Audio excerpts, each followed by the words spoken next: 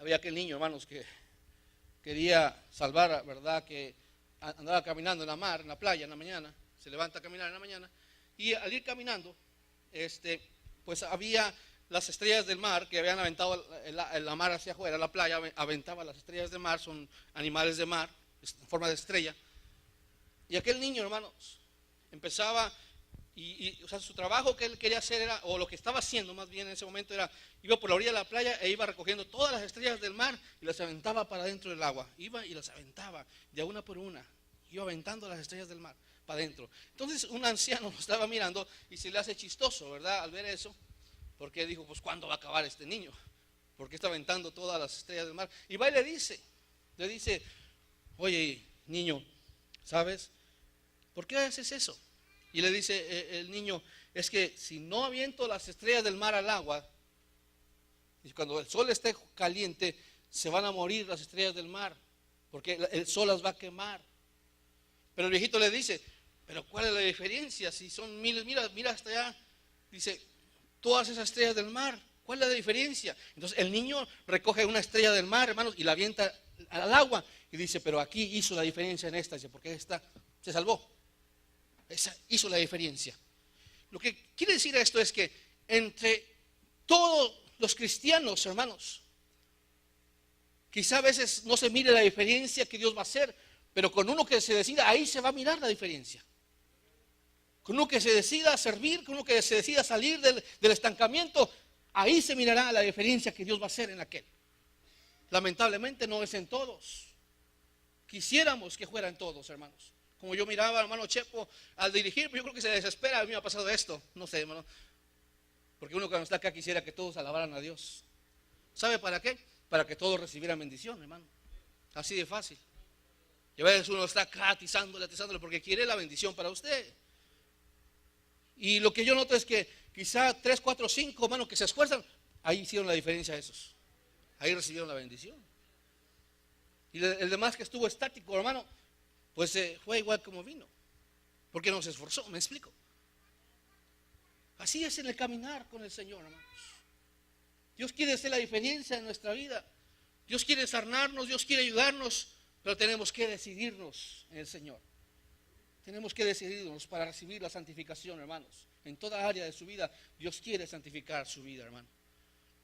Por eso el libro de los Hebreos dice, por tanto, si eres castigado por Dios, si eres disciplinado, si Dios te habla porque pide la ayuda a Dios, Dios te va a hablar como Él quiera, hermano. Él va a hacer con usted como Él quiera, no como usted le diga. Esta ocasión, algo que noté, esta ocasión, hermano, que pasaba por esto. A eso sí, gracias a Dios que me escuchó en eso. No le di órdenes al Señor, porque no se le da órdenes. Pero yo sabía que Dios iba a tratar conmigo. Y sabe que yo le pedí a Dios, Señor, yo sé que vas a hacer algo. Y yo más meditaba, ojalá que no sean mis hijos. Así pensé, ojalá no vaya a ser ahí, que sea en mí. Pero yo pensé, dije, pero yo no le doy órdenes a Dios, Él haga como Él quiera. Pero cuando el Señor trata conmigo, y gracias a Dios, dije, bueno, qué bueno que fui yo, que cayó en mí, da esto, porque pues no le doy órdenes a Dios, pero Dios así lo quiso, gloria a Dios, amén. Porque, hermano, los hijos duelen. Cuando Dios trata con los hijos de uno, hermano, duele. Creo que duele más que cuando Dios trata contigo directamente. Entonces, pero vuelvo a lo mismo, a Dios no se le da órdenes, ¿verdad? Él va a tratar con uno como Él guste, como Él quiera, conforme a su misericordia, Dios va a tratar con usted. Pero no se conforme al pecado, no se conforme. Por tanto, dice la Biblia, alzar las manos caídas, levantar las manos caídas y las rodillas paralizadas, para lo que está enfermo sea sanado y no se salga del camino. Mirad que ninguno, dice, sea como aquel Esaú, que por una vianda vendió su primogenitura, hermanos, que cambió las cosas de esta tierra por las cosas celestiales, por las cosas espirituales. Y aunque después entendió que lo de Dios es primordial, que lo de Dios es el primer orden, que es lo mejor, porque servir a Dios es lo mejor, haber conocido a Cristo es lo mejor que me pudo haber pasado a mi vida y a tu vida, hermano. Aún en contra de las frustraciones o lo que pueda venir a nuestra vida, haber conocido a Cristo, yo digo que ha sido lo mejor que me ha pasado. No sea usted, es para usted así. que a pesar de las luchas y pruebas que estás pasando, lo que ha venido a tu vida, podrás decir: es lo mejor que me pudo haber pasado, haber conocido a Cristo Jesús. Amén.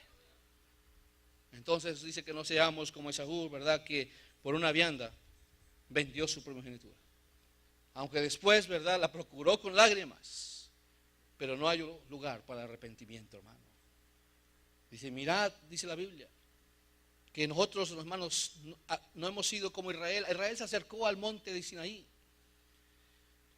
Salió de Egipto hacia el monte de Sinaí, y cuando estuvo al pie del monte Sinaí, hermanos, Israel tembló delante de Dios. Aquel monte tembló delante de Dios, hermano. La presencia de Dios estaba fuerte en aquel lugar. Y ahora el Señor nos dice: ahora ustedes no se han acercado al monte Sinaí, sino a la misma presencia de Dios se han acercado ustedes. Están delante de Dios. Están sirviendo a un Dios vivo, a un Dios que es fuego consumidor, a un Dios real, hermano. Un Dios que mora en nosotros, que somos morada del Espíritu Santo, hermanos. Ese es el Dios que servimos, un Dios que está presente y un Dios que es real y que vive en tu vida, hermano. Y por tanto, tenemos que servir con diligencia y con más responsabilidad y con más seriedad, atender a las cosas del Señor. Busca la santidad, no está lejos, alcánzala. En esta noche el tema es breve, hermanos, pero es parte de la santidad que Dios quiere que alcancemos. Quiero que vayamos a San Juan capítulo 8, versículo 44. Alcanza la santidad. ¿Cómo? Clámale a Dios con todo tu corazón. Y sabes, dijimos esto en la mañana: ponle fe y paciencia, porque Dios no te va a cambiar como por arte de magia. Va a tratar contigo para que tú entregues tu voluntad. Fe. Si hay algo que yo he aplicado en mi vida, en las áreas que estoy batallando, le digo: yo creo que Dios me va a cambiar esas áreas. Yo me aferro y digo: yo sé que Dios me va a cambiar. Sé que el Señor me va a cambiar. Y tengo paciencia, porque cuando no logro alcanzarlo, tengo que perseverar pacientemente. Tengo que seguir en lo mismo. Y yo creo que Dios me va a cambiar. Igualmente usted. Crea que Dios le va a cambiar. Si usted está batallando en una área, quizá usted como mamá está batallando en una área, clámele a Dios. Si usted, hermana, está batallando en una área con sus hijos, clámele al Señor. Clámele con todo el corazón que Dios le ayude y le purifique. Que Dios santifique esa área, mamá, de su vida. Que sea Jesucristo en su corazón, el Dios Todopoderoso. Que Cristo esté sentado en su corazón. Aleluya. Entonces, aquí en Juan capítulo 8, versículo 44, hermanos, voy a hablar de esta área de santificación. Y como le digo, no será quizá muy extenso, pero vamos a hablar de la mentira. Quiero hablar de ese tema, hermanos, de la mentira. San Juan 8, 44 dice, porque es área de la santificación de nuestra vida, porque es algo muy común, que como que, hermanos, a nosotros los cristianos se nos hace fácil hablar mentiras. Y tenemos que saber la procedencia de la mentira. Tenemos que entender que la mentira, hermanos, es un pecado. San Juan capítulo 8, versículo 44 dice: vosotros de vuestro padre el diablo sois, y los deseos de vuestro padre queréis cumplir. El homicida ha sido desde el principio y no permaneció en la verdad.